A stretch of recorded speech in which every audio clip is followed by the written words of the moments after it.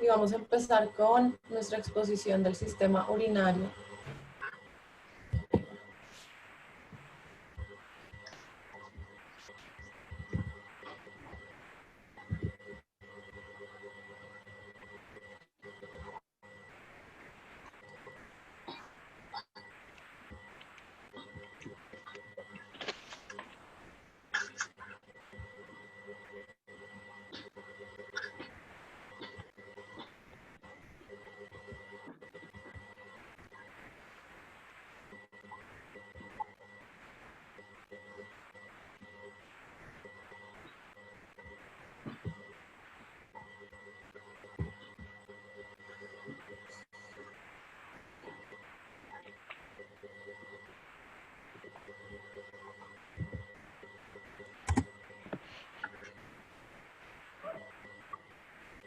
Buenos días, compañeros. En este momento estamos esperando que mi compañera, vamos a poder compartir la pantalla para iniciar la exposición.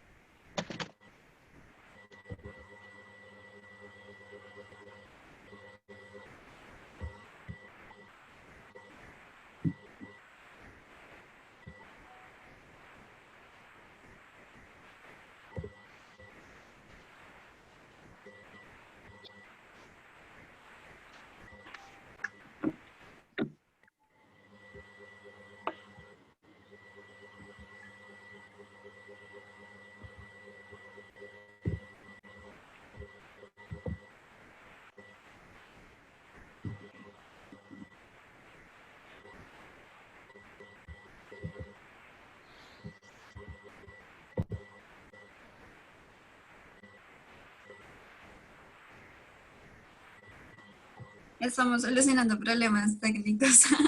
Ya, unos segunditos.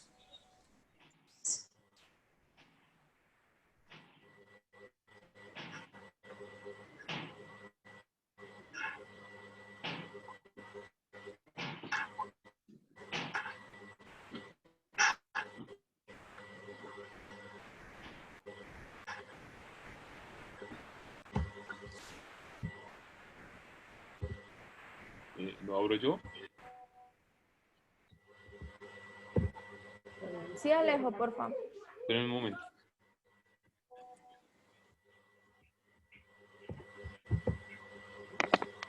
Sí, no sé qué pasó con mi internet. Bueno, compañeros, mientras solucionamos unos problemas técnicos, entonces, por favor, todos pueden activar sus cámaras y vamos a iniciar con una pausa activa, mami. Ahorita Barris. Entonces, Javier, parece y haga la pausa activa y ayudándole a la sí, mamá. entonces todos vamos con las manos hacia arriba, vamos a estirarnos.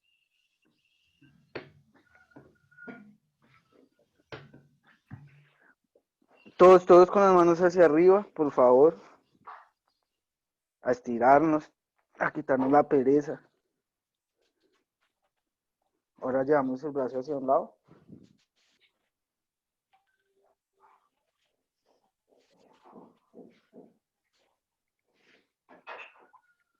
El otro.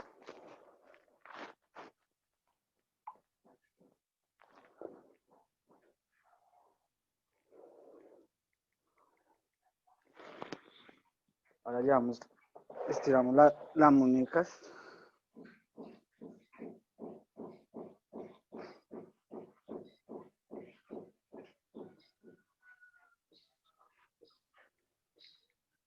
La siguiente con la otra mano.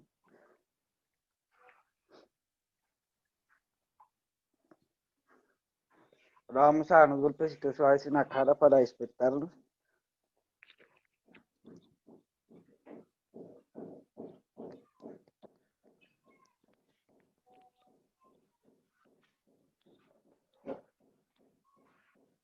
Listo, compañeros.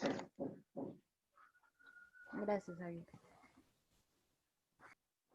Gracias a ustedes. Ay, faltó, hagan así, hagan así. ¿Cómo? Hagan así. para que se levante.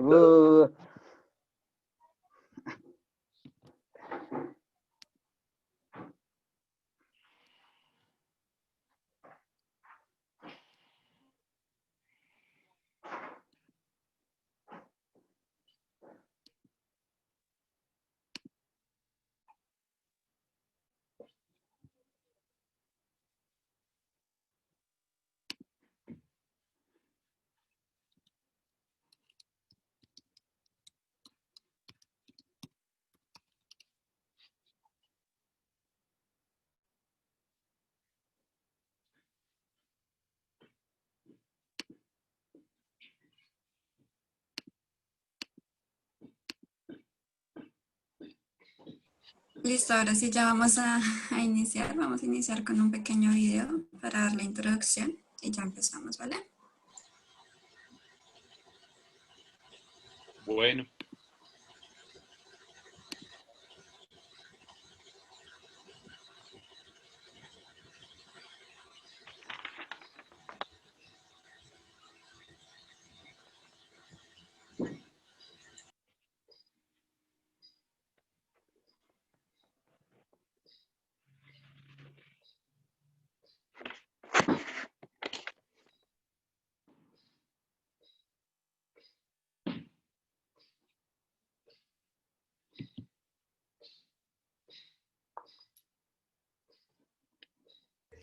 Buenos días, muchachos. Nosotros vamos a exponer sobre el sistema urinario.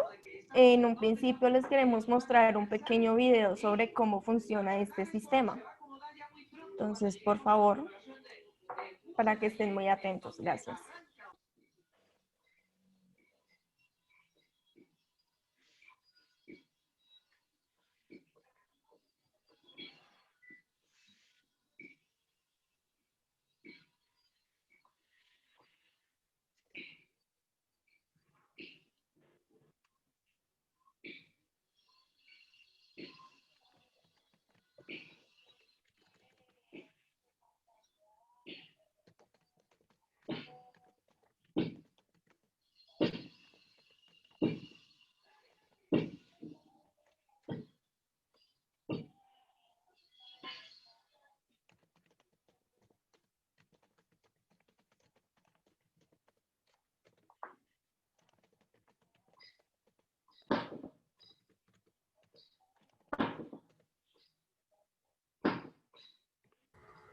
Bueno, chicos, al parecer el video pues lo vamos a poner al final mientras carga y eso.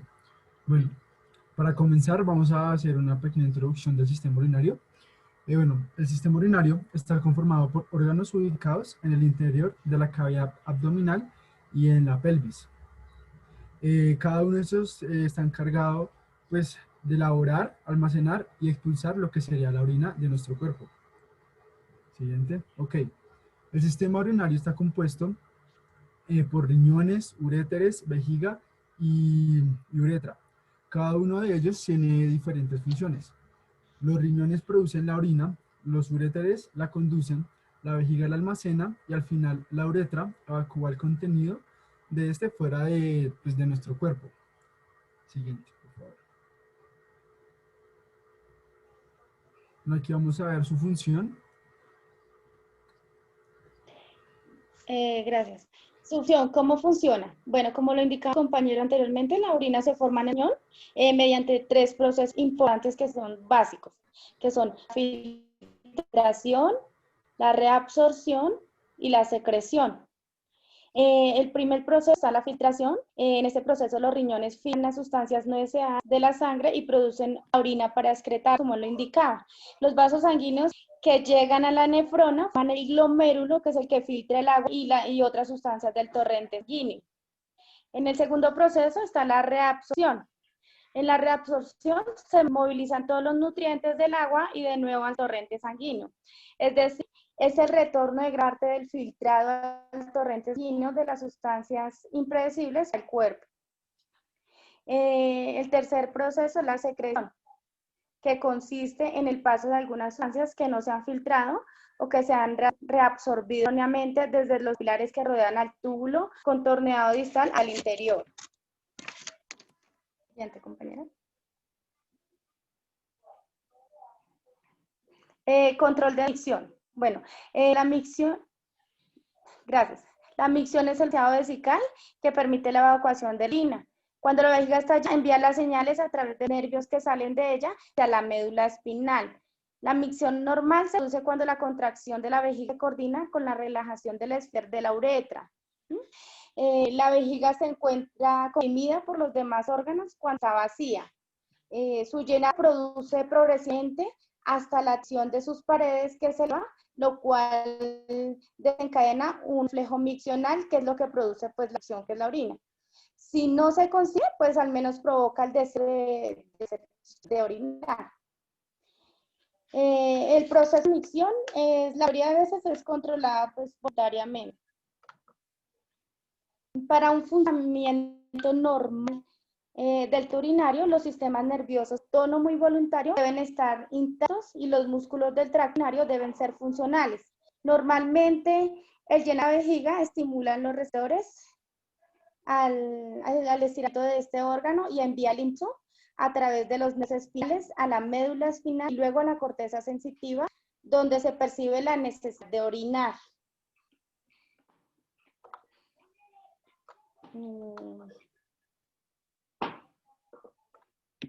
La micción normal, como lo indicaba, se hace cuando la contracción de la vejiga se coordina con la relajación del esfínter de la uretra. El sistema nervioso central inhibe la micción hasta el momento adecuado y coordina y facilita las señales provenientes del tracto urinario inferior para completar la evacuación. Eso es como tal. Ahora le doy paso a mi compañera Daniela.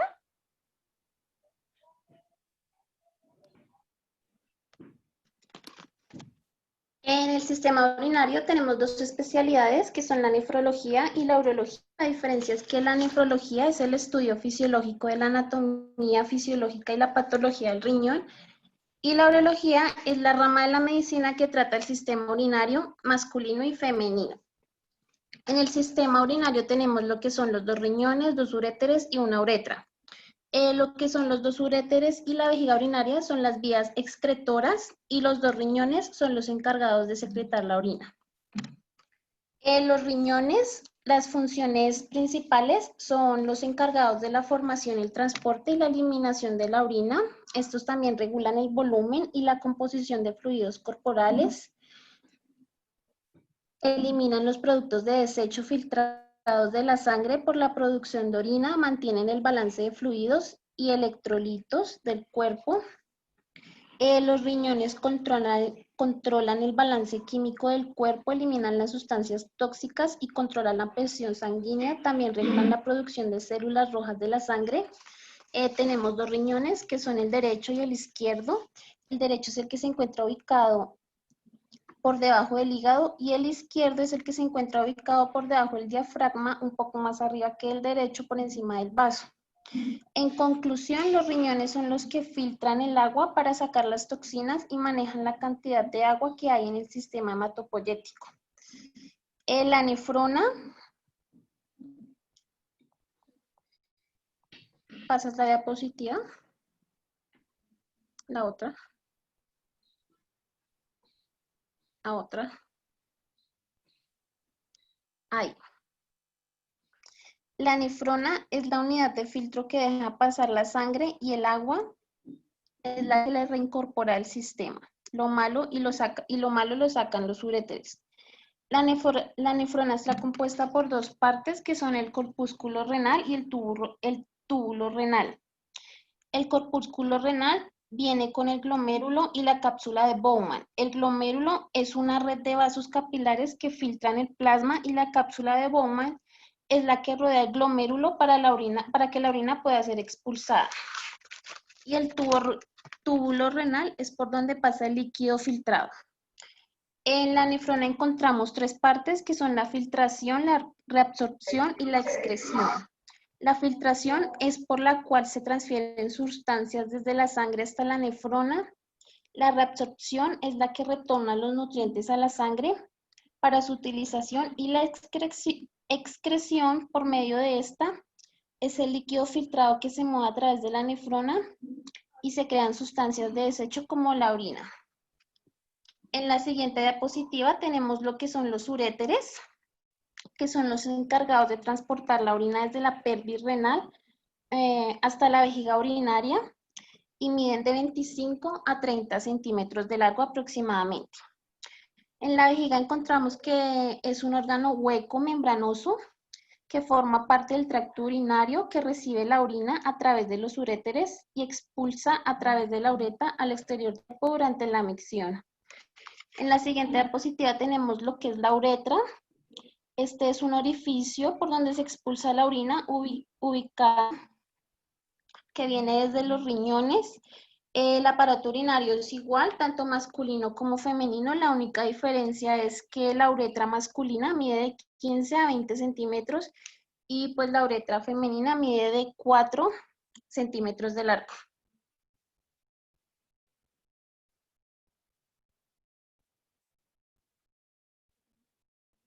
Mi compañera les va a explicar el aparato urinario femenino.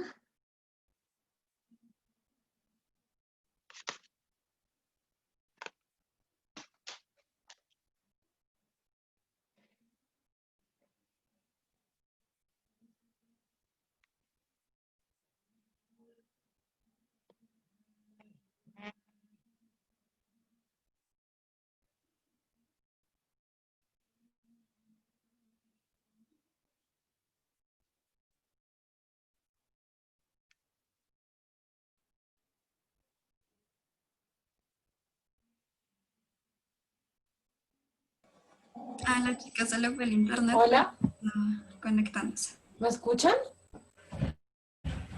Sí, señora. Juliana, ya estás. Hola. Ya te escuchamos. Juli, te Juliana. escuchamos. Ya te escuchamos, Juli, dale. Elise.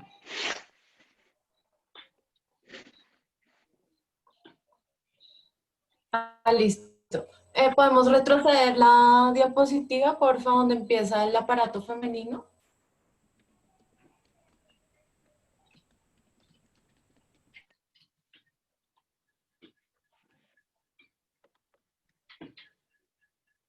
¿Listo, Juli?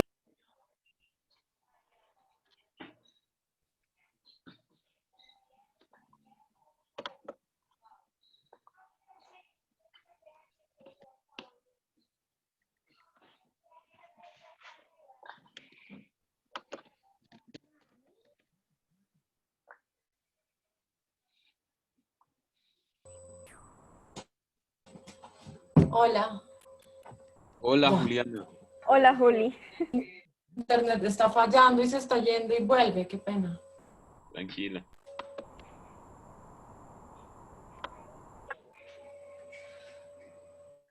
Ahora les voy a hablar del aparato urinario femenino. ¿Me escuchan? Sí, Juli. Sí, dale, Julica, ahí te escuchamos bien. Listo. Entonces el aparato se compone por los dos riñones, después bajan los uréteres, la vejiga y la uretra. La longitud en el cuerpo de la mujer es de 25 a 35 centímetros. El ancho de las uréteres es de 3 milímetros. Pasa por unas zonas que son la lumbar, ilíaca y pélvica. La vejiga de la mujer tiene una capacidad para guardar de 600 a 800 mililitros de orina y esto va agrandándose con la edad porque el cuerpo va creciendo. La zona de la vejiga tiene una capita que se llama el peritoneo, adentro tiene un trígono que es como una parte triangular y después baja y tiene el cuello de la vejiga. Podemos adelantar la diapositiva para que la veamos, por favor. Listo, ahí está. Entonces ahí vemos las partes de la vejiga femenina. Tiene el trígono en la mitad, el músculo detrusor, que es como la capita que está ahí afuera, y el cuello de la vejiga. Podemos adelantar, por favor, la diapositiva. Ahí podemos ver la parte vaginal por debajo, entonces vemos que la parte sexual está separada de la parte urinaria. Sin embargo, pueden haber infecciones que se pasen de una zona a otra.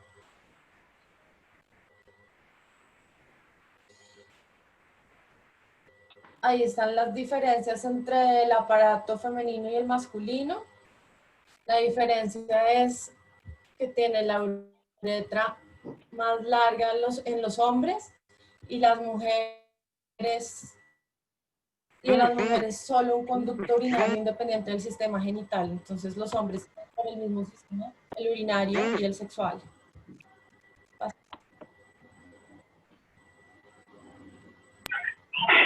Bueno, yo les voy a hablar sobre la uretra masculina. Pues como ya Juli les dijo que pues son muy similares y pues lo único en lo que diferencia es lo de la uretra. Entonces, las partes del sistema masculino son la próstata, que produce líquido seminal, produce antígeno prostático específico, controla el flujo de la orina, el cuello vesical, que es un grupo de músculos que conecta la vejiga con la uretra. La uretra masculina se divide en 3 porciones. La uretra prostática recibe del semen de los conductos prostáticos y de los conductos deferentes. La uretra membranosa, que en esta porción se encuentra el esfínter uretral externo, que permite controlar el reflejo de la micción, y la uretra esponjosa, en la cual se encuentra el estímulo uretral externo, que permite controlar el reflejo de la micción.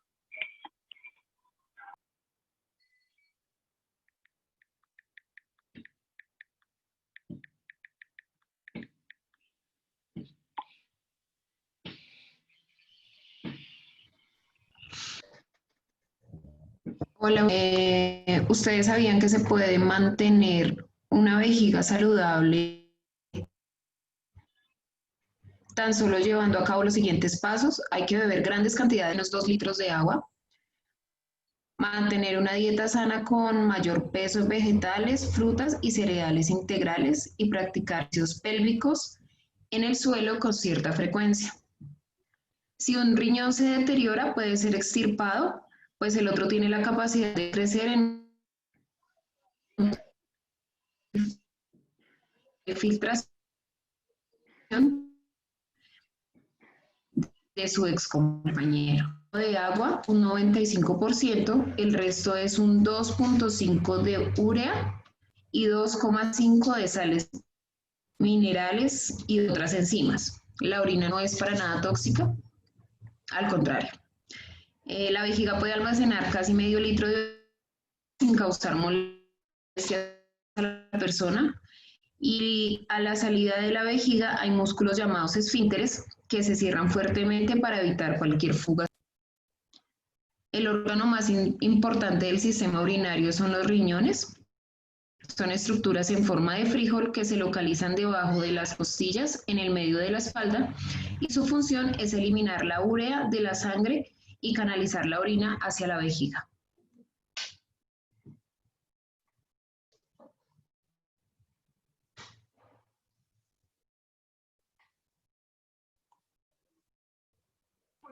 Bueno, chicos, a continuación les vamos a compartir un video, el video que les teníamos preparado, pero pues por razones de fallas técnicas no pudimos, entonces ya se los vamos a compartir. En un momentico.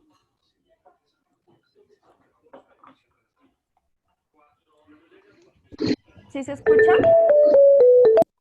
Sí. No empezó, compañera. El cuerpo humano. El aparato excretor.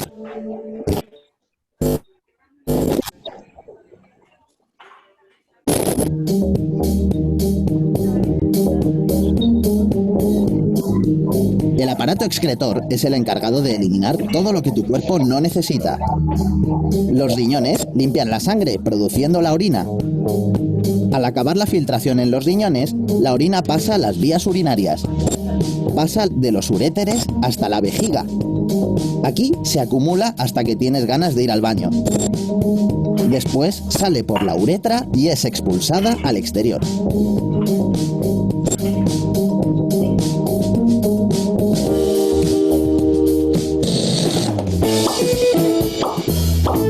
¿Te ha gustado este vídeo sobre el cuerpo humano? Tenemos mucho... Muy bien, chicos, ese era el video que les queríamos compartir para que Ay, perdón, ya. Es que no sabía cómo dejar de compartir. Entonces, para que les quedara un poco más claro sobre cómo funciona el sistema urinario. La verdad es muy sencillo, parece muy sencillo, pero las partes son las que tienen bastante complicación a la hora de entender. Ahora continuamos con las enfermedades. Entonces, vamos a empezar. Yo les voy a explicar sobre la nefritis tubulointersticial. Esta es una inflamación de los túbulos renales que afectan el ciclo normal de los riñones. Existen dos tipos de nefritis tubulointersticial, que es la aguda y la crónica. La aguda produce una disfunción tubular renal que puede ser con insuficiencia renal. También tampoco la puede presentar o no puede presentar, y esta puede ser reversible en la mayoría de los casos. Porfa, pasas la diapositiva.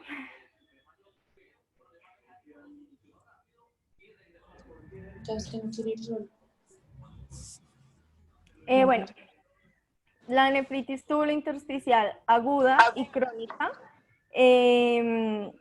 como síntomas, tiene la disminución en la filtración glomerular, presenta fiebre, erupción cutánea, eosinofilia, hematuria, piuria y aumento en la inmunoglobulina E. ¿Qué quiere decir esto? Que puede ser también por antibiótico, y cuando es por antibiótico la proteinuria puede ser leve. ¿Qué pasa con las embarazadas? Con las embarazadas puede aumentarse la proteinuria y esto puede adelantar el parto, porque quiere decir que presenta mucha proteína en la orina y presenta mayor riesgo para preeclampsia.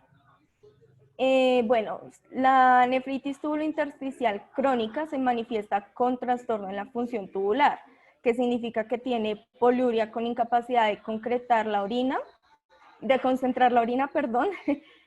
resorción tubular próxima alterada,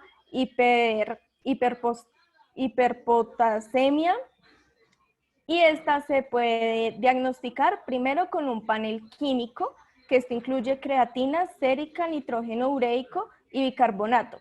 El segundo es análisis de orina para mirar la proteinuria, o sea, las proteínas que tiene la orina.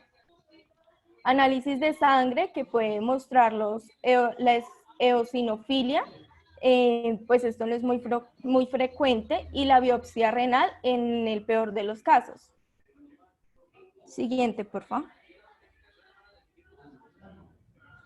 Bueno, el tratamiento, si es por antibiótico, es la suspensión del medicamento que lo está causando. Y si no, es la terapia con glucocorticoides como prednisolona o metilprednisolona, que son medicamentos especiales para la nefritis tubulointersticial. Ahora, las tubulopatías, ¿qué son? Son una alteración clínica donde se presenta la disminución tubular específica. Existen varias categorías de tubulopatías desde el punto de vista fisiológico. Bueno, la clasificación son tubulopatías por simples o complejas, que estas son de la alteración de los mecanismos del transporte tubular, y las primarias o las secundarias se dan por enfermedad congénita. Siguiente, por favor. Siguiente, por favor. Ay, esperen la anterior. Bueno, el diagnóstico. Gracias. Vale. Listo, gracias. ¿Listo? Bueno, el diagnóstico, se tiene que mirar un diagnóstico diferencial para saber por dónde centrarse y saber si es una enfermedad congénita o si es directamente el transporte tubular. Siguiente, por favor. Los síntomas a tener en cuenta son antecedentes parietales de riesgo que pueden afectar de manera general, la avidez por la sal. Esto quiere decir que quiere consumir todo el tiempo sal y pues esto provoca una deshidratación. Poliuria, síntomas digestivos como gastritis, gastrointestinal, tetania, que son contracciones dolorosas de la musculatura, no importa en qué lado, sino que te duele mucho. Entonces estos son síntomas a tener en cuenta, como los otros que se pueden ver en la diapositiva.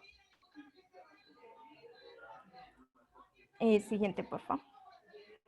La litiasis renal es una enfermedad causada por la presencia de cálculos renales en las vías urinarias. Las causas son la saturación de sales en la orina, disminución, incremento en la excreción urinaria de sustancias que impiden la disolución de las sales que contiene la orina. Entonces, por esta causa también se producen los cálculos renales. Y un incremento en la excreción urinaria de sustancias químicas. No, mentiras, ya lo dije. Perdón. ¿Qué es lo que les estaba diciendo? Que puede hacer que se formen cálculos renales y por esto se dan las litiasis. Los síntomas son un cólico nefrítico por los cálculos renales, hematuria y pues infecciones en la orina al no poder evacuar como se debe la orina. Y bueno, estas son algunas de las emociones que pueden dañar el riñón. El miedo, la inseguridad, los sentimientos y la falta de autoestima son emociones que alteran el hígado y la vesícula directamente. Pero también otras emociones de forma directa afectan el riñón, como son la melancolía, que afecta al intestino grueso y el pulmón, y con más frecuencia las emociones que alteran al hígado y la vesícula biliar son el estrés, la crispación, que son como irritabilidad constante, el miedo, el enojo, son emociones que pueden afectar directamente nuestro riñón por las hormonas que se liberan. Gracias.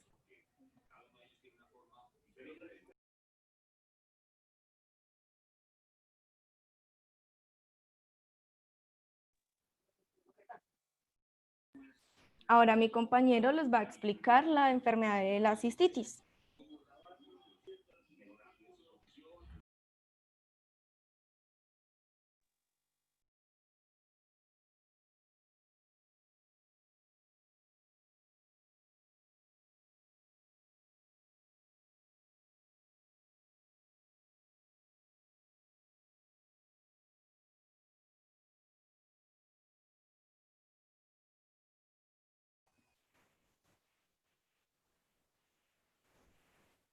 Parece que ya no hay.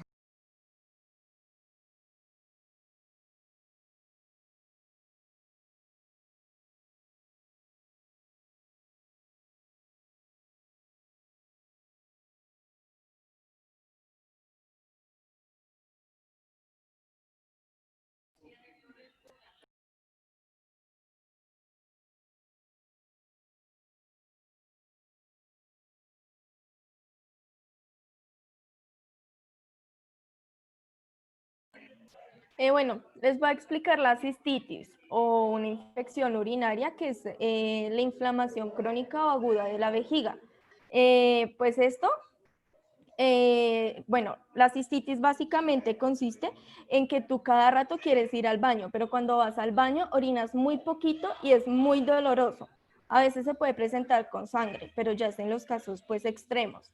Los síntomas de la cistitis son necesidad imperiosa y constante de orinar, lo que les estaba diciendo, la sensación de ardor, porque cuando orinas se siente un ardor en el caso de las mujeres, pues en el orificio donde sale la orina, que sería en la vagina, y en los hombres en el pene. Lo que les decía son en pequeñas cantidades, la sangre en la orina, que se denomina hematuria, orina turbia con un olor fuerte, también puede ser de color como naranja. No sé si en algún momento les ha pasado, han tenido casos cercanos, y el olor también es muy fuerte. Bueno, y sensación en la parte, sensación de presión en la parte inferior del abdomen, pues por esto también se siente como esas ganas de orinar constantes. Siguiente, por favor. Bueno, las causas de la cistitis bacteriana son estas dos que vemos a continuación, que son la Escherichia coli que son por relaciones sexuales. Claro que la enfermedad puede contraerse por otras vías, como, por favor, la siguiente, como cistitis intersticial, cistitis inducida por los medicamentos, por radiación, por cuerpos extraños y cistitis química. Muchas veces la cistitis se contrae en baños públicos, no necesariamente como se decía que en relaciones sexuales, también se puede dar por medicamentos, porque entraste a un baño público y estaba sucio, porque no te limpias bien después de orinar y quedan residuos ahí, y esto causa que pues las bacterias se concentren y causen una cistitis. Siguiente, por favor.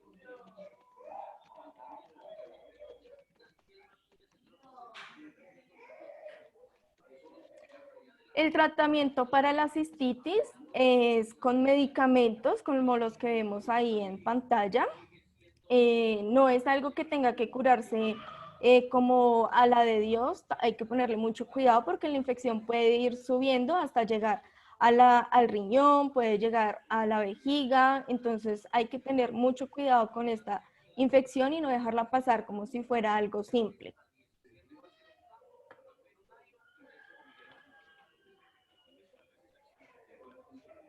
Pero ¿qué pasa si es una infección grave? Pues es posible que necesites tratamiento con antibióticos intravenosos en un hospital. Esto ya es porque, lo que les digo, la persona ha dejado pasar mucho tiempo o es muy propensa a que le dé cistitis, que tenga unas defensas bajas o cualquier otro tipo de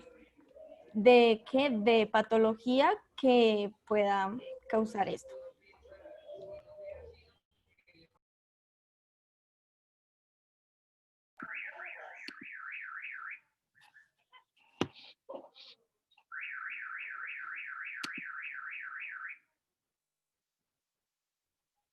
Bueno, compañeros, pues yo les voy a hablar sobre la nefrosis. La nefrosis es el aumento de la producción de proteínas en la orina. Las causas de esto puede ser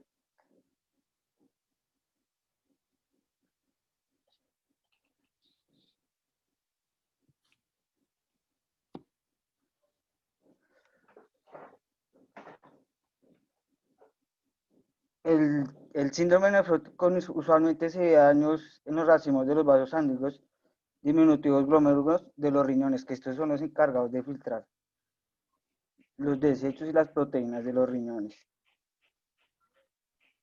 Siguiente, por favor. La causa de la enfermedad renal diabética, nefropatía, de cambios mínimos, esclerosis focal y segmentaria, nefropatía membranosa, lupus eritematoso sistemático y amiloidosis, que son las causas de esta enfermedad.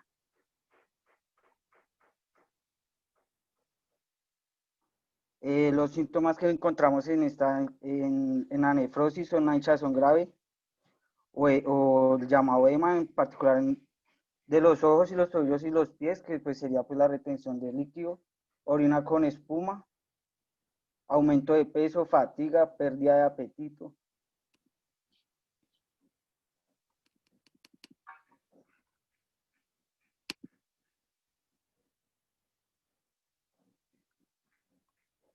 Algunas complicaciones que trae esta enfermedad, la nefrosis, cálculos sanguíneos, niveles altos de colesterol y triglicéridos, presión arterial alta, mala nutrición, lesión renal, enfermedad renal crónica, puede causar algo más grave que la enfermedad renal crónica, que ya es terminal, e infecciones posteriores.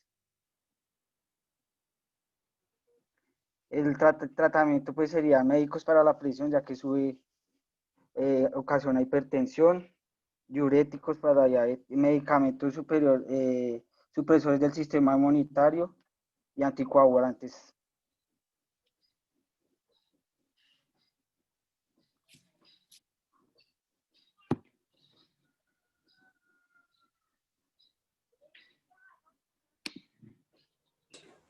Bueno, vamos a hacer una pausa activa.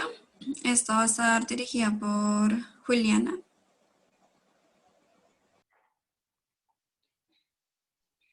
Juliana.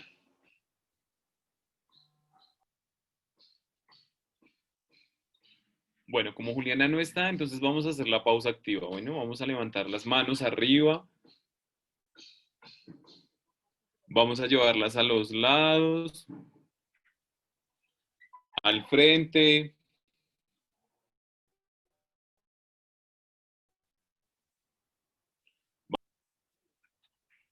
¿Lo están haciendo? Javi, yo sigo ahorita para explicarles lo que Sí, continuemos con la pausa. Nuevamente volvamos a estirar las manos. Con la mano izquierda estiremos el cuello. Después con la mano derecha. Y ya podemos continuar. Es como un estiramiento. Muy bien, Lorena.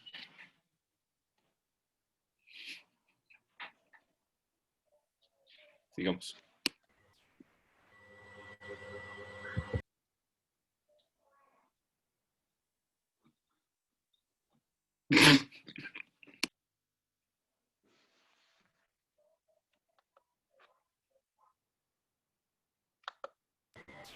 Hola, ahí me escuchan. Hola, Juli, sí. Ay, Dale. por aquí. Sí, Juli. ¿Y me ven, Meli? Que mi internet Sí, Juli, está te vemos. todo dañado. Ok, listo. Sí, ahí te Bueno, vemos.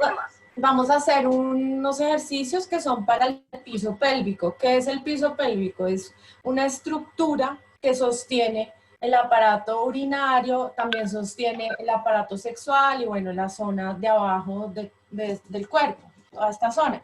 Entonces el piso pélvico iría acá abajo y nosotros podemos fortalecerlo con ciertos ejercicios. De hecho, es buenísimo hacer estos ejercicios porque cuando seamos más adultos podremos hacer continencia urinaria y no nos va a pasar eso. Y también para el aparato sexual, para que esté sano. Entonces hoy vamos a hacer uno. Aquí la parte de arriba del ombligo es el diafragma. Vamos a respirar 5 veces abriendo el diafragma, esta parte. Ponen los hombros para ¿Será que, no sé, pueden dejar de compartir pantalla para poder ver a Juli completa? Gracias. Probemos a Lorena completa. Hola. Ya te vemos bien. Listo. No se tienen que parar, pero bueno, yo me voy a parar para que vean esta parte de acá. Acá empieza el diafragma.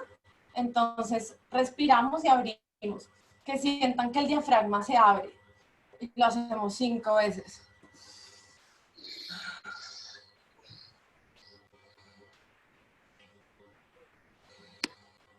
Respiran por nariz y sueltan por nariz. Y ahora, para lo del piso pélvico, tenemos que respirar sentados ahí. Y cuando respiren, van a sentir que cierran esfínteres, como cuando uno entra al baño o cuando uno se va a guardar el que no se quiere orinar. Bueno, entonces respiramos y cuando soltamos el aire, contraemos esfínteres y lo soltamos. Ahí vamos, 5 veces.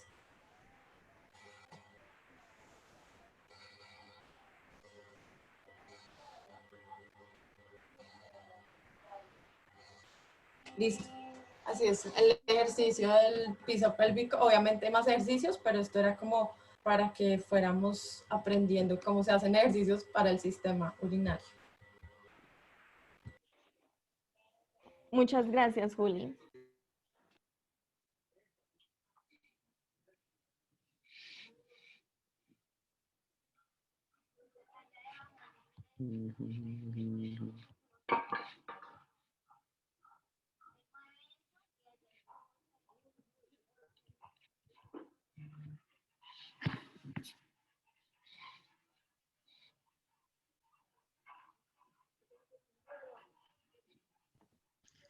Bueno, vamos a hablar sobre los cálculos renales. Son pequeños depósitos endurecidos que se forman en los riñones. Los cálculos renales son depósitos sólidos de minerales y sales ácidas. Los síntomas de los cálculos renales son dolor intenso en la espalda o al costado que no desaparece, sangre en la orina, fiebre, escalofríos, vómito, orina que despide un mal olor o luce turbia, una sensación de ardor al orinar. El tratamiento para esos cálculos incluyen el uso de analgésicos y beber mucha cantidad de agua para ayudar a la eliminación de los cálculos. Es posible que se necesite un procedimiento médico para eliminar o desintegrar los cálculos de mayor tamaño.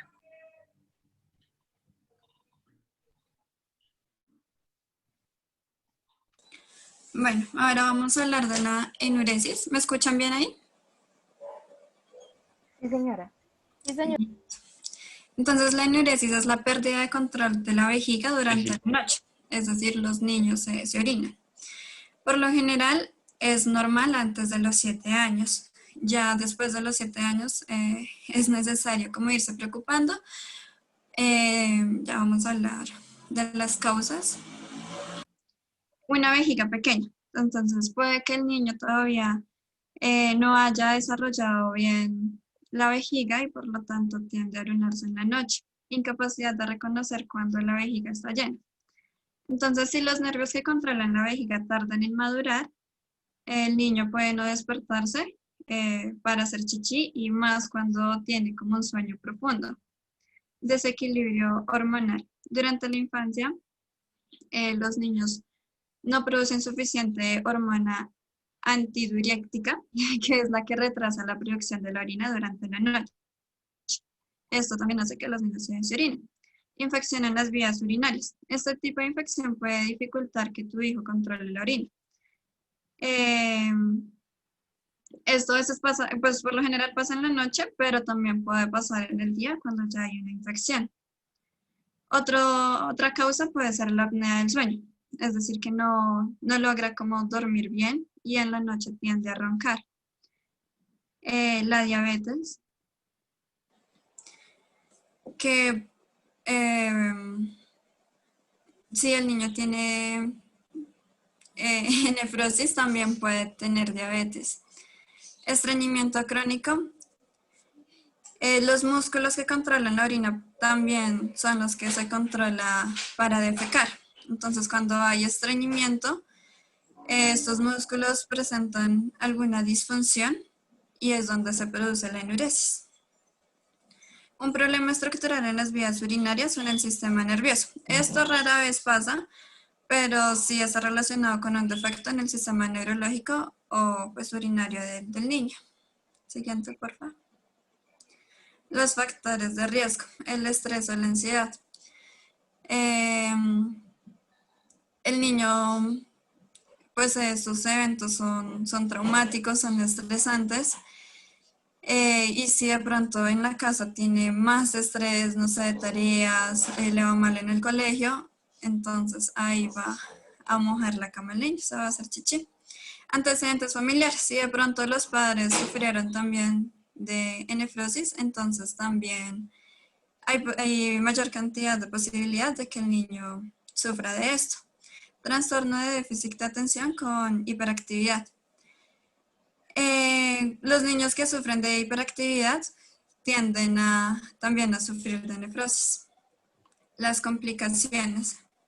Culpa, vergüenza. Entonces, los niños se van a sentir mal al orinarse y esto va a hacer que su autoestima se baje. Pérdida de oportunidades de participar en actividades sociales, como quedarse a dormir en casa de sus amigos o tener miedo a jugar con ellos, digamos, durante el día, porque siente que se va a orinar en cualquier momento. Erupciones cutáneas en las nalgas y en el área genital del niño. Esto pasa en especial cuando el niño se orina y no se cambia la ropa, sino que sigue durmiendo con esta. Siguiente, por favor. Existen dos tipos de enuresis. La enuresis primaria, que esta es más frecuente en el sexo masculino, entre 1.5 y 2 veces más que en las niñas, y suele disminuir a medida que el niño va creciendo. Se llama primaria porque el niño nunca ha controlado la orina. Esto pasa más o menos en el 80% de los casos. Sigamos.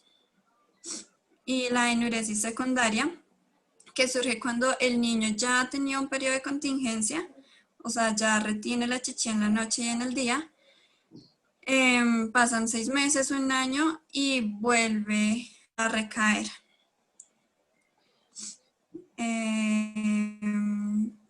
Siguiente. Los síntomas.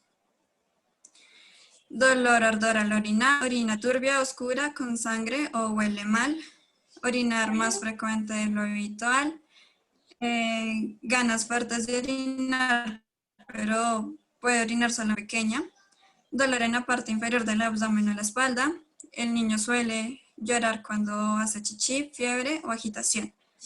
Los niños a los 4 años tienen control de la vejiga durante el día.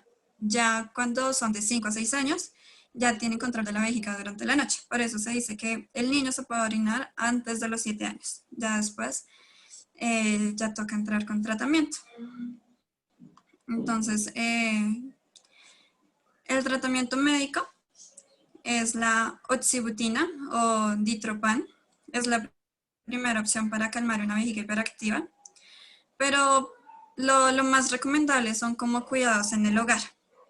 Sí, entonces usar el baño cuando se tengan ganas, beber más líquido, sobre todo agua, es algo que recomiendan los médicos.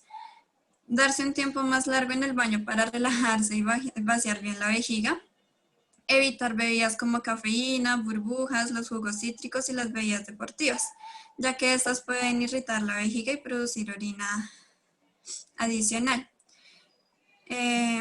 Aparte de esto, hay algo, pues acá es donde entra la psicología y es una terapia muy motivacional. Esto se hace ya es con los padres y un psicólogo. Entonces hay que entender que el niño no lo hace porque él quiera, ¿sí? Él no se orina porque dice me voy a orinar, sino porque es algo que todavía no maneja. Entonces lo que hacen muchos padres es decirle, no, pero ¿usted qué le pasa? Si es bruto, ¿cómo no va a aprender ya tan grande? Entonces es más como una terapia motivacional. Vamos a hablar ahora de la aldosterona. La aldosterona es una hormona producida por glándulas suprarrenales, 2 pequeñas glándulas que están encima de los riñones. La aldosterona la presión arterial y a mantener los niveles saludables del sodio y el potasio. El sodio y el potasio son electrolitos, es decir, que son minerales que ayudan a mantener el equilibrio del líquido del cuerpo y a que los nervios y los músculos funcionen bien. Si los niveles de aldosterona están demasiado altos o demasiado bajos, entonces puede tener problemas de salud serios. La aldosterona puede combinarse con las pruebas de retina. La retina es una hormona producida por los riñones. Esto envía señales a las glándulas suprarrenales para que se produzca la aldosterona. La aldosterona recibe nombres activos como aldosterona en suero, aldosterona en orina o aldosterona urinaria. ¿Para qué se usa esta prueba?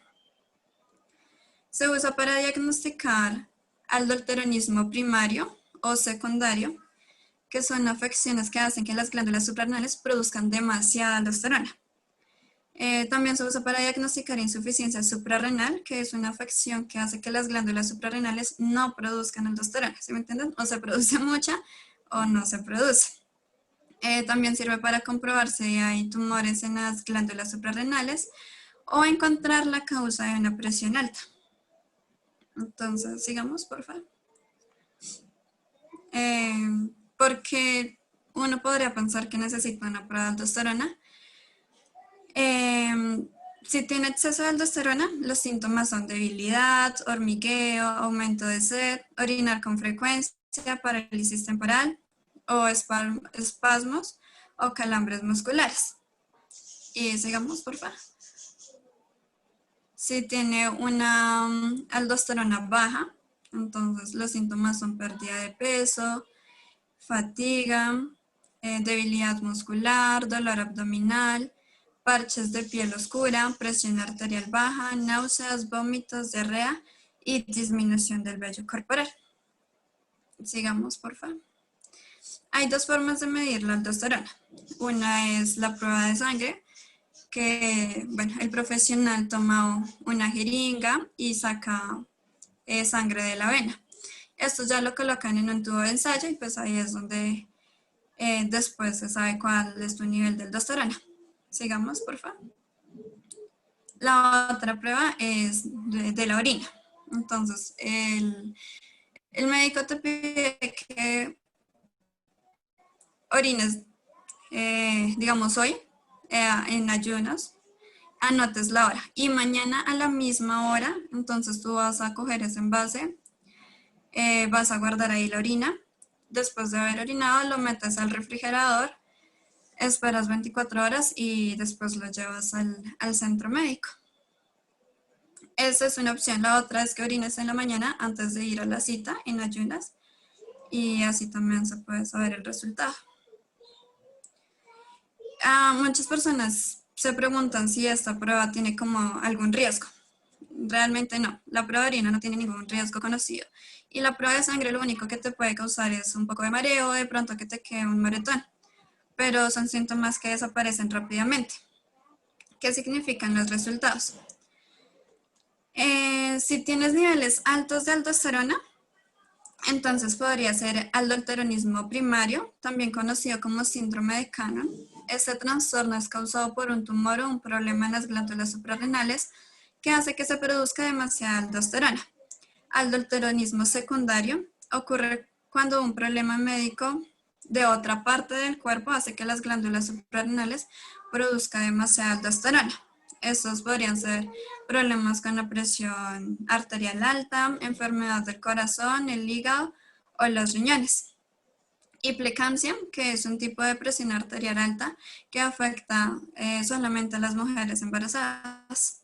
El síndrome de Bartter, que es un defecto, o sea, de nacimiento, que afecta la capacidad de los riñones para absorber el sodio. Siguiente, por favor.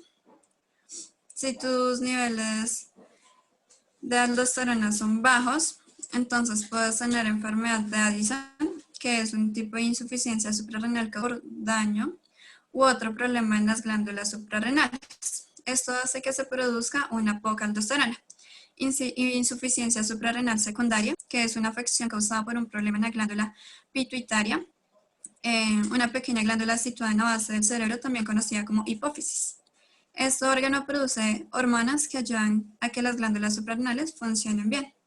Cuando no hay suficientes hormonas pituitarias, las glándulas suprarrenales no producen suficiente aldosterona. Ahora pasamos a los tratamientos. Dependiendo la enfermedad que te diagnostican, hay tratamientos con medicamentos, cambio de dietas o cirugías. Lo más recomendable es que si tú tienes aldosterona, ya sea alta o baja, sigas una dieta saludable, logres balancear tu peso, hacer ejercicio y no tomar y no fumar con frecuencia. Siguiente. Ya. Ahí seguimos con mi compañero Javier. ¿Listo? Vamos a hablar qué es una infección del tracto urinario. Entonces, es más conocida como la infección de las vías urinarias o la IBU, es una infección del tracto urinario. La infección puede ocurrir en diferentes puntos del tracto urinario que incluyen la vejiga, los riñones, los uréteres o la uretra. A nivel de la vejiga, también se denomina pues como la cistitis o la infección vesical. En los riñones, una infección de uno o de los dos riñones se denomina pielonefritis o infección renal. En los uréteres, que son los conductos que llevan a la orina desde cada riñón hasta la vejiga. Solo en pocas ocasiones, pues es en el único sitio de una infección. Y en la uretra, una infección del conducto que lleva a la orina desde la vejiga y hasta el exterior se denomina uretritis. La mayoría de las IBUs son causadas por bacterias que ingresan a la uretra y luego por la vejiga. ¿Qué más podemos decir? En las mujeres es muy frecuente este tipo de infecciones, ya que se ven asociadas a las bacterias que hay, digamos, como en los baños públicos o ese tipo de cosas. Las infecciones son muy recurrentes en la diabetes y también, digamos, como en las personas que tienen las defensas bajas, porque cualquier virus digamos, puede atacarlos. En la edad avanzada y en la edad media y corta de la vida, en los abuelos es muy propenso también a que dé este tipo de infecciones.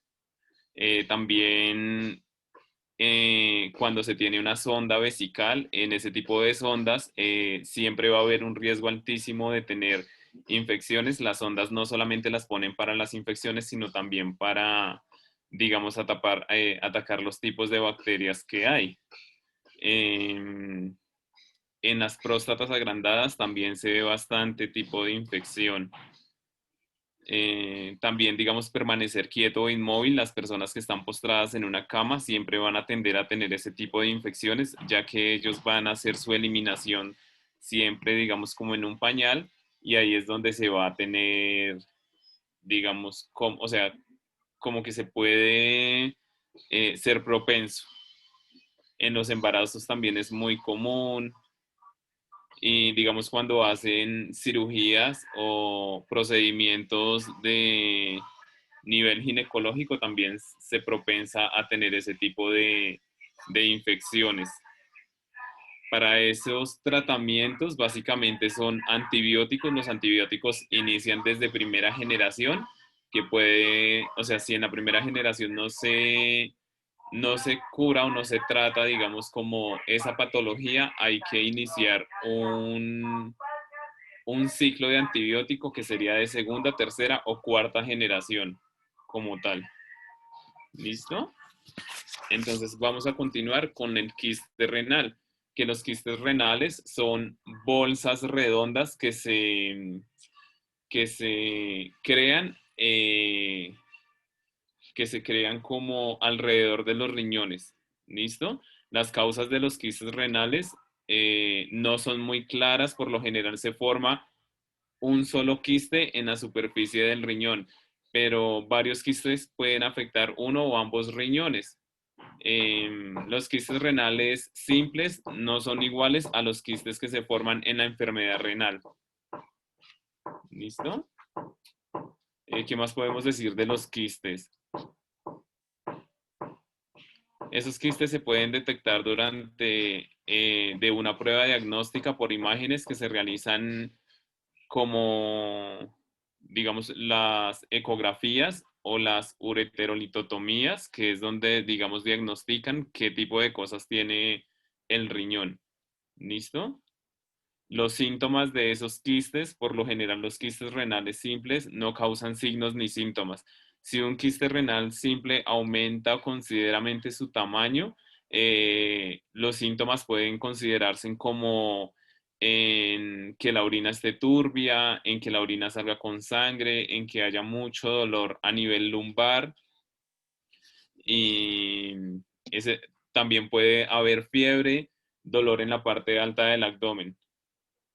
Digamos, cuando se debe consultar al médico, cuando, digamos, tenemos mucho dolor en la espalda, que está en la región lumbar, y estamos orinando con sangre. ¿Listo? Entonces, ¿cuáles son los factores de riesgo de los quistes? El riesgo de tener quistes renales siempre aumenta, digamos, como a la medida en que el riñón se dañe o que produzca un envejecimiento en el riñón. ¿Listo? Y casi siempre los quistes son, digamos, como propensos a los hombres. Las complicaciones de los quistes, que son ocasionalmente, pueden provocar un quiste infectado que se va a llenar de pus y ya tienen que hacer, digamos, como cierto nivel de cirugía para ver qué está pasando con ese quiste, si tienen que remover o también, digamos, tienen que hacer como un estudio analizado o avanzado para ver cómo pueden solucionar ese tipo de quistes para no perder el riñón. ¿Listo? Vamos a hablar sobre el carcinoma de células renales, que el carcinoma de células renales es un tipo de cáncer renal que comienza en el revestimiento de los conductos de los túbulos del riñón. Las causas del carcinoma de células renales es el tipo más común en el cáncer renal de los adultos y ocurre con mayor frecuencia en hombres de superior edad de 50 a 70 años. ¿Listo? No se conoce con Javi, exactitud su causa. Señora. qué pena interrumpirte, que Adriana. Señora Adriana. Buenos días, ¿cómo están? Oye, qué pena, es que lo que pasa es que yo hace poco sufrí de cólico renal, es lo que tú estás hablando, pero lo mío se me agravó y fue con lo que tú estabas diciendo, con dolor de lumbar y todo esto, pero adicional a eso también fueron con vómitos, qué pena. ¿Por qué? Fueron qué? también adicionales con vómitos, ¿por qué se dio esto? No se te escucha bien, Adriana. Con vómito. Yo sí le escuché a Adriana. Recordemos, Adriana, que el vómito y digamos como la fiebre y la inflamación es cuando las defensas del organismo están atacando cierta bacteria y eso es lo que hace y provoca que nosotros tengamos como la alerta a, digamos como a que algo está pasando mal y es algo a lo que nosotros tenemos que consultar al médico. Digamos que el vómito es uno de esos síntomas que hace que nos preocupemos, ¿sí me entiendes? Y que sea digamos, un ataque de los organismos buenos que tenemos para atacar las bacterias, digámoslo así. Okay. Bueno, Javier. Pues pienso, ¿no? Ven, te concluyo la respuesta. Sí, tienes razón.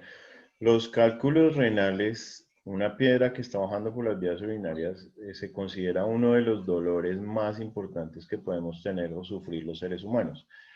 En el caso de los hombres lo comparan con el parto o con un parto en una mujer. Una piedrita que va bajando por las vías urinarias genera inicialmente un dolor en el punto por donde va pasando. Es un dolor que se irradia a la parte posterior o región lumbar y de ahí se va hacia la zona testicular. Cuando el cálculo es muy grande, va a generar que la persona tenga, aparte del dolor, unos síntomas que se consideran síntomas vasovagales. Recuerden que el nervio vago es el que llega hacia las vísceras abdominales. Los síntomas vasovagales incluyen la sudoración, incluyen las náuseas y en ocasiones incluyen el vómito. Dependiendo del tamaño del cálculo es que uno puede decir si el tratamiento es simplemente expectante con abundantes líquidos y analgésicos o si requiere algún tipo de procedimiento como la litotripsia o como la ureterolitotomía, que ya son procedimientos donde vamos a canalizar las vías urinarias, que son procedimientos invasivos. ¿Listo? Ya puedes continuar.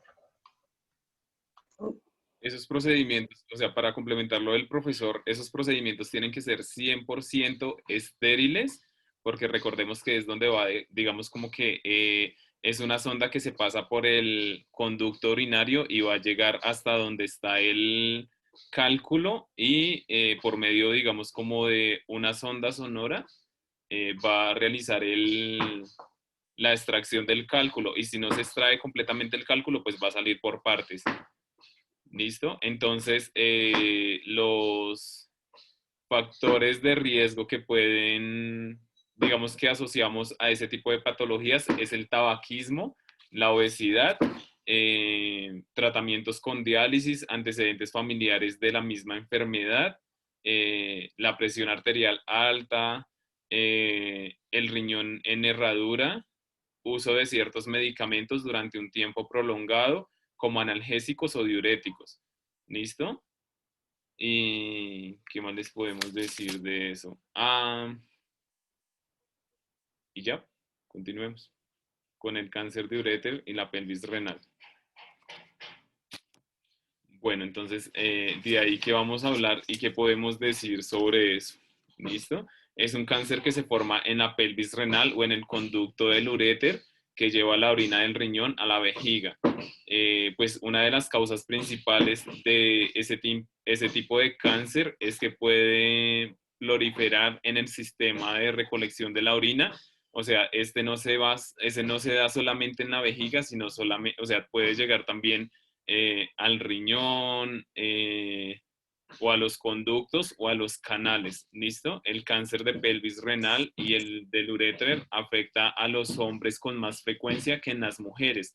Estos tipos de cáncer son más comunes en personas mayores de 65 años. ¿Listo? No se conocen las causas exactas de este tipo de cáncer. La irritación prolongada crónica del riñón debido a las sustancias dañadas y digamos que son excretadas de la orina pueden ser un factor. Esta infección puede ser causada por daño renal debido a medicamentos, especialmente para el dolor. ¿Sí me entienden? O sea, digamos como los analgésicos son los que más tienen que ver en la causa del daño renal como tal, ¿listo? Entonces también puede ser como causada por la exposición a diferentes sustancias o digamos como tratamientos químicos o sustancias químicas también. Es decir, cuando una persona trabaja en una fábrica del Barsol, entonces siempre va a tener como ese componente de que siempre va a tener contacto con el Barsol y esas cosas, entonces no solamente puede hacer en la falla renal o daño renal, sino también puede hacer daño en los pulmones, en la sangre y ese tipo de cosas, como las personas que trabajan en las floras. Ellos lo que hacen es, en las floras, lo de flores, ellos lo que hacen es como inhalar esas sustancias, esos abonos químicos, la fumigación y eso va a pasar, digamos, como por la filtración de los riñones a la orina y ahí es donde se va quedando como esa sustancia y eso va a ser eso también. Y el tabaquismo también juega como una parte importante para eso. Los pacientes, digamos, con antecedentes previos de cáncer, ellos también están en riesgo porque esas células pueden migrar y van a migrar, digamos, como a la vejiga y al riñón. ¿Listo? ¿Alguna otra pregunta?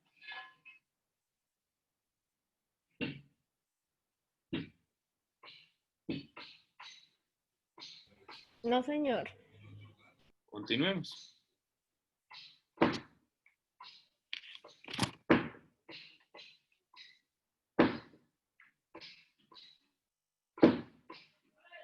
Esta es de nuestra compañera Valentina. Valentina, pues lastimosamente no tiene internet en su casa, entonces vamos a escuchar lo que Valentina pudo grabar.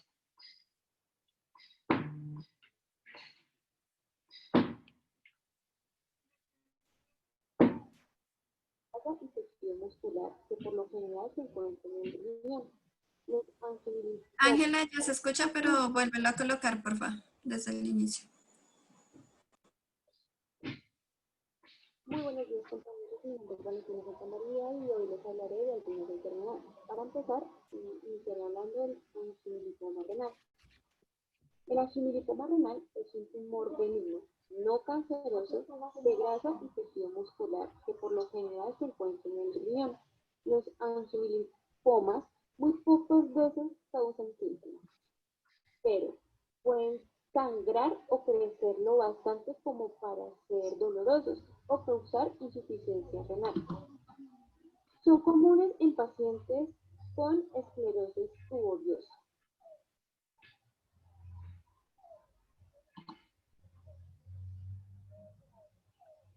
Tipos de angiolinfoma renal. La mayoría de los casos de este tipo de tumores renales benignos se descubren por casualidad, por alguna ecografía, TAC o estudio que se haya realizado. Esto nos hace indicar que el angiolinfoma se divide en dos grupos. El primero es cuando es menor a 4 centímetros, sin tendencia a crecer, y el segundo es cuando es mayor a 4 centímetros y tiene afectación a ambos riñones. Normalmente esto se tiende a asociar con frecuencia con la esclerosis tuberosa. Por otra parte, aunque los angiolinfomas son tumores benignos, en ocasiones pueden hacerse malignos. En concreto, existe una variable muy infrecuente denominada angiolinfoma epitelioide.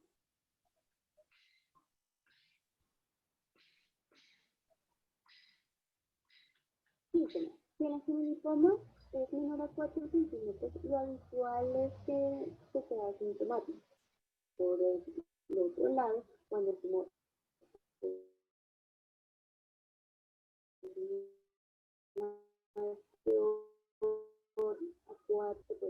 en el área o presencia de alumna. Si se asocia con la esclerosis tuberosa, puede asociarse con manifestaciones de la enfermedad, como son las lesiones cutáneas en la cara, convulsiones, problemas cardíacos, pulmonares y oculares.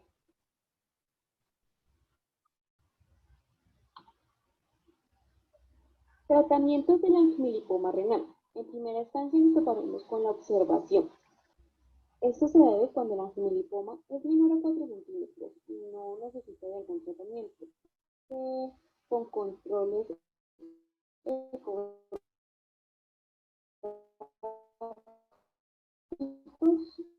suele ser suficiente. Acción selectiva de la arteria que irriga el riñón. Esta técnica preserva el resto del área del riñón, por lo tanto evita la pérdida de funcionamiento renal. Esto se hace cuando el angiolipoma es mayor a 4 centímetros. Y por última instancia nos topamos con la nefrectomía. Esto ya se toma como técnica en última instancia cuando el angiolipoma supera totalmente su tamaño y se debe retirar de los riñones.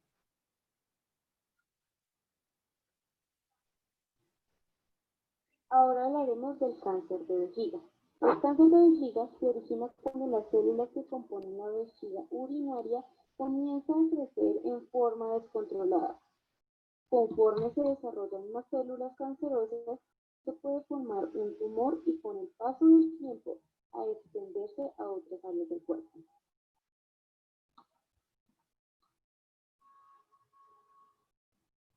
Tipos de cáncer de vejiga. En primer lugar nos encontramos con el carcinoma urotelial. El carcinoma urotelial, también conocido como el carcinoma de células transicionales, más conocida como el TCC, este cáncer se origina en las células uroteliales que cubren el interior de la vejiga. Este tipo de cáncer es el cáncer más común. Las células uroteliales también cubren otras partes del tracto urinario, como la parte del riñón que conocemos como ureter, los uretres y la uretra. Las personas con cáncer de vejiga a veces también tienen tumores en estos lugares, por lo que se necesita examinar todo el tracto urinario. Por otra parte, nos encontramos con el carcinoma de células escamosas. Realmente este no es tan frecuente, ya que le da 1 al 2% de la población. Al observar con un microscopio, las células se parecen mucho a las células planas que se encuentran en la superficie de nuestra piel. Casi todas las carcinomas celulares escamosos de la vejiga son invasivos.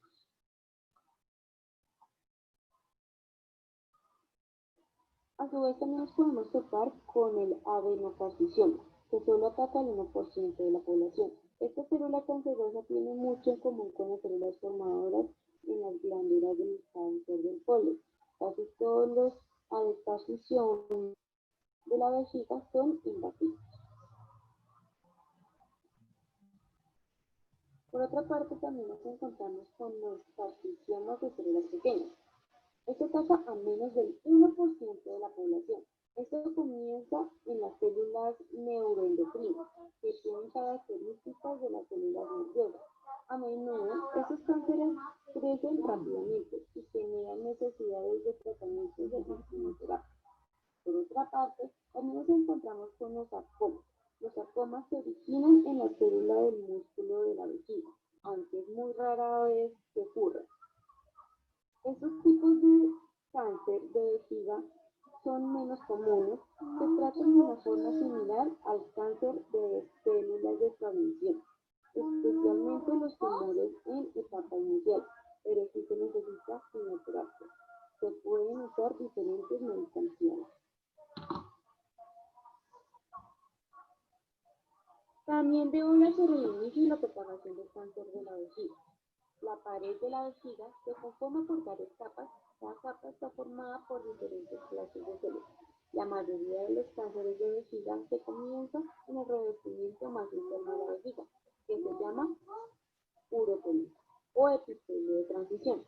A menudo que el cáncer crece hacia o a través de las capas de la pared de la vejiga, su etapa se vuelve más avanzada y puede ser más difícil de tratar. Con el paso del tiempo, el cáncer puede crecer fuera de la vejiga y estructuras cercanas se pueden propagar en los ganglios linfáticos adyacentes o en otras partes del cuerpo.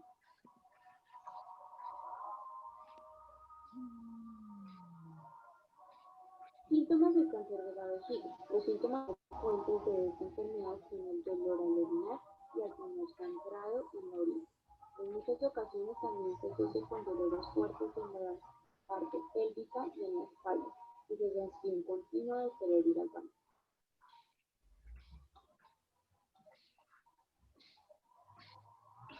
El tratamiento está en función de muchos factores, como el tipo de cáncer, en qué fase se encuentra, y también hay que tener en cuenta el estado general de salud del paciente para saber si se puede realizar un tratamiento más o menos agresivo. Hay varias técnicas que se utilizan. La primera suele ser la cirugía para extraer los tumores cancerosos detectados.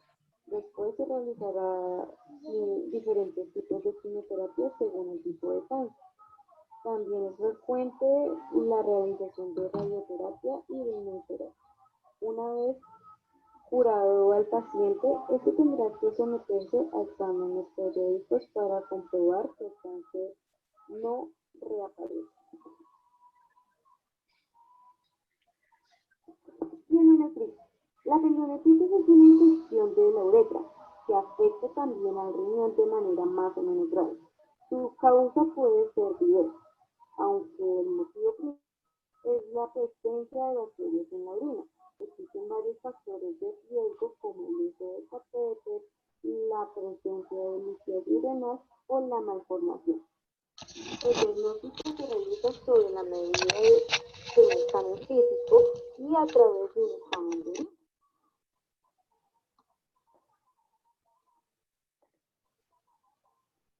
Causa. La primera causa de la pielonefritis es la presencia de bacterias en la orina. Estos microorganismos suelen llegar a través de la uretra. Estas bacterias pueden afectar todo el sistema urinario, desde la uretra hasta llegar a afectar a los riñones. De hecho, si la infección llega a los riñones puede llegar a ser grave, ya que existe el riesgo de que se transmitan a la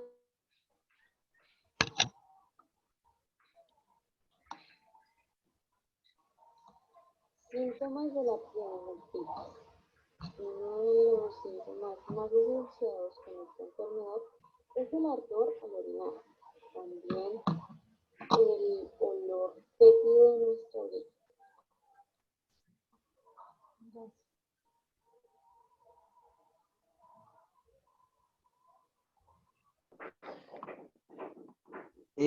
Bueno, compañeros, yo les voy a hablar sobre la lesión renal aguda. ¿Qué es la lesión renal aguda? Es la lesión rápida de la función renal, de los riñones en días o semanas. Es algo que sucede rápido.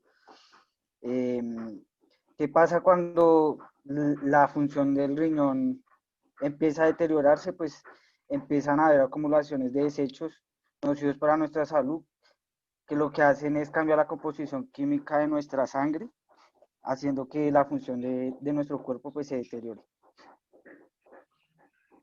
Siguiente, por favor.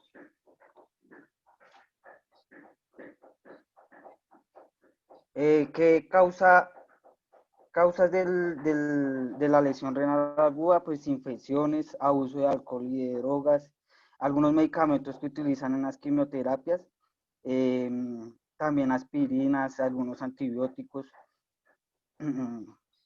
Siguiente, por favor. Los síntomas de las lesiones renal aguda son anorexia, náuseas, vómito, debilidad, sensación de cansancio, sacudidas mioclónicas, confusión y pues puede llegar a dar convulsiones y comas. Siguiente, por favor. La insuficiencia renal aguda pues tiene clasificaciones. Encontramos la prerrenal, que se encuentra en el 70% de las personas padecen esta patología, que pues es la disminución de la perfusión renal, que es todo lo que le llega al riñón, ¿no? Lo que le llega de la sangre, si hay obstrucción antes de llegar al riñón, pues son las siguientes patologías, que son hipovolemia, hemorragias, deshidratación, quemadura, insuficiencia cardíaca, fármacos como los antiinflamatorios y inhibidores de enzimas. En el otro, no lo pases, por favor.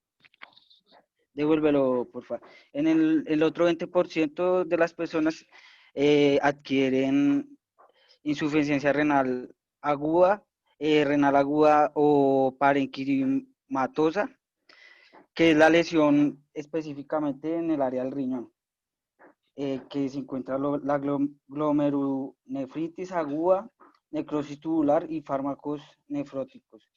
Y la postrenal es la obstrucción de las vías urinarias, que sería la lisiatis renal, hiperplasia prostática y tumores en las vías urinarias, que sería pues ya a la vía hacia la vejiga y esta cuestión. El tratamiento que se puede dar es reversible, ¿no? Si se trata a tiempo, es reversible esta patología. Si no, puede ocasionar enfermedad renal crónica. En algunos tratamientos está la diálisis, ajuste de medicamentos del grado de la disfunción renal, en general la restricción de ingesta de agua, de sodio, de fosfato, de potasio, aquellas proteínas que se van a niveles excesivos. Para la prevención, tener una vida saludable, hacer ejercicio, tomar medicamentos de venta libre para el dolor, como aspirinas o ibuprofenos, no tomarlos en exceso, trabajar con el médico para la diabetes y la presión arterial alta. Siguiente, por favor.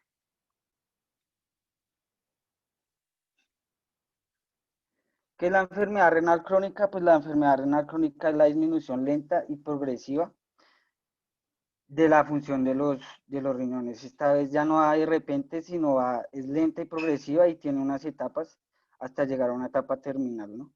Siguiente, por favor.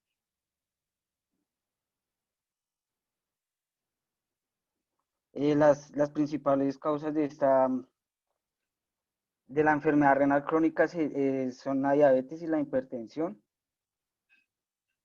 Los síntomas pueden incluir misión nocturna, orinar demasiado por la noche, cansancio, náuseas, prurito o picor en el cuerpo, ya que pues estamos intoxicándonos nosotros mismos. Sensibilidad, confusión, la piel toma un color marrón o amarillento. En esta enfermedad pues se suben los niveles de creatina y urea, que es en los exámenes para diagnosticar esto, pues son exámenes médicos de orina o sangre, que lo que hacen es medir los niveles de creatina y urea. Hay niveles excesivos de sodio y agua, potasio, calcio y fosfato. Produce anemia. Esta enfermedad renal crónica no tiene cura. Ella maneja unas etapas, que en la primera etapa y en la segunda etapa encontramos síntomas como presión arterial alta, niveles superiores a los normales de creatina o urea, sangre o proteínas en la orina, ya que no filtra bien, evidencia de daño renal en una resonancia magnética, tomografías, ecografías. Esta también se puede dar por antecedentes familiares. En la etapa 3 ya ocasiona anemia, enfermedad ósea temprana, o sea, también afecta nuestro sistema óseo. En la etapa 4 es avanzada y pues se necesita de diálisis o de trasplante del riñón. Y en la etapa 5, pues ya es la etapa terminal de esta enfermedad. Y pues ya, obviamente, pues se necesita el trasplante para poder vivir dignamente. También esta enfermedad puede afectarnos a nuestra psique, nuestro nivel cognitivo se deteriora.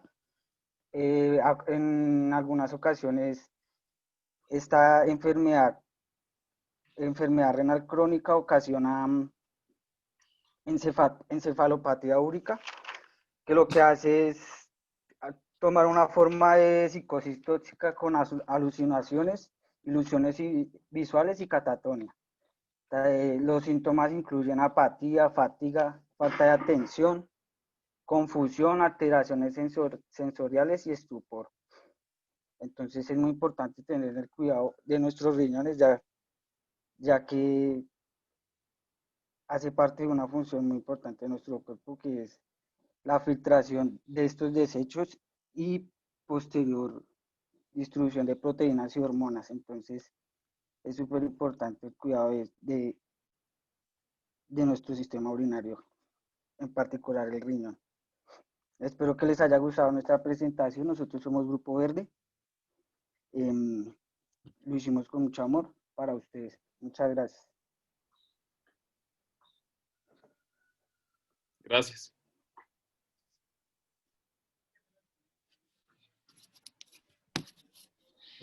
Pues muchas gracias. Bastante información, muy buena la presentación. Bien, chicos, muchas gracias. Igual, muy completa la presentación. Como dicen sus compañeros, que les gustaría tenerla en la plataforma para poderla revisar, entonces la envían al correo que ustedes ya tienen y yo con mucho gusto la subo a la plataforma para que la podamos tener. ¿Alguna duda, alguna pregunta? Profe, qué pena con ustedes, es que se me olvidó decir algo. El término que estudia las enfermedades del sistema urinario es la nefropatología, ¿no? Y el especialista que se encarga de estas patologías, pues el nefrólogo, ¿no? Era solo eso, que creo que no lo dijimos. Sí, al inicio de la presentación, una de tus Al inicio compañeras yo lo dije, la diferencia entre urología comentó y nefrólogo. que las vías urinarias dependían de dos especialidades médicas, una el nefrólogo y el otra el urólogo. ¿Sí? El nefrólogo encargado de ese órgano que produce la orina como tal, y el urólogo es el encargado de las vías urinarias. Una cosa es el que produce la orina y otra cosa es el que las transporta. Por eso, el sistema urinario como tal, pues lo dividen en esas dos grandes ramas o grandes partes, la nefrología y la urología. Estudiar nefrología o estudiar el riñón, pues digamos que es la parte que más nos interesa a nosotros porque es el sitio, el órgano blanco, es el órgano fundamental para el funcionamiento normal de nuestro cuerpo. Es el encargado de filtrar y de limpiar nuestro organismo, ¿sí? Ya lo hemos visto no solo en esta, sino en la materia anterior que vimos, cuando dijimos que los desechos que se eliminaban por la orina era el amoníaco y la urea, ¿recuerdan? Que esos excesos de urea y amoníaco tenemos que eliminarlos a través de eso, de la orina. Que cuando nuestro riñón falla, nosotros empezamos a intoxicarnos y nos vamos a intoxicar porque esas sustancias son eso, desechos. Es como si nosotros no sacáramos la basura. Es exactamente lo mismo, nos empezamos a contaminar. Y son prácticamente sustancias tóxicas para el cuerpo. Nos vamos a intoxicar, nos vamos a contaminar y nos va a producir tantas lesiones como podamos creer. Un riñón malo nos lleva a la muerte, ¿sí? Por eso necesitamos acudir a algunas alternativas, como en este caso es la diálisis, ¿sí? Y en los casos que se puede acceder al trasplante renal. Pero los trasplantes renales claramente van a tener unas condiciones. Y esas condiciones van a estar dadas con que exista algún tipo de compatibilidad, de genética, que el donante del riñón realmente sea eso, compatible. Y esa compatibilidad pues va a beneficiar a cualquiera de estos usuarios de un riñón trasplantado. ¿Podemos vivir con un riñón? Sí, claramente hay personas que nacen inclusive con un solo riñón, ¿sí? En algunas otras nacen con los dos, pero uno de ellos no se reproduce. Ustedes hablaban también de quistes en los riñones. Muchas veces los quistes son congénitos. No sabemos que los tenemos sino hasta cuando por casualidades de la vida resultamos haciéndonos una ecografía y vemos que tenemos un quiste en el riñón. Y uno pues se asusta porque el médico le dice, tienes un quiste en el riñón derecho. Y uno dice, ¿eso será grave? Y puede que ese quiste nos esté acompañando desde el momento del nacimiento, sin que nos haya generado ninguna sintomatología o sin que haya repercutido en nuestra salud. Bien. Me pareció muy completa la presentación, está muy bien documentada, tiene un buen material visual y auditivo.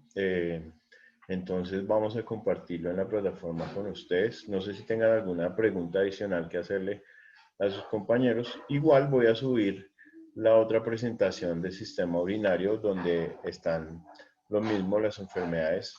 Aquí se las voy a mostrar. Esta presentación también va a quedar en la plataforma para que ustedes la puedan revisar. ¿De acuerdo?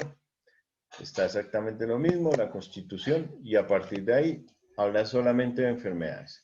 Entonces esta presentación también va a quedar en la plataforma. Ustedes tienen el correo al que me van a enviar la información, ¿cierto? Que fue el mismo al que me enviaron lo del video. Entonces, quedo pendiente de que me envíen la presentación para subirla esta misma tarde y que podamos repasar de ahí los temas para el próximo viernes. ¿Alguna otra pregunta?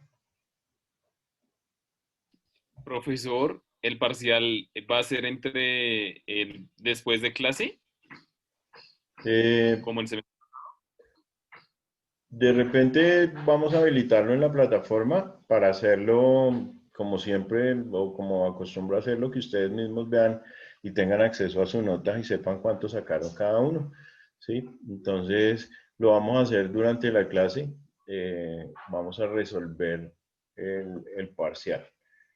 ¿Listo? Profe, ¿el viernes? Viernes. Gracias. ¿Alguna otra pregunta, duda? Profe, qué pena, es que yo quería hacerle como unas preguntitas, pero ¿será que ahorita cuando pues todos los compañeros salgan? ¿Al final? Sí, no hay ningún problema. Señor. Bien. Gracias. No, profe, gracias. Los que estén bien, gracias a ustedes. Vamos a parar aquí la presentación.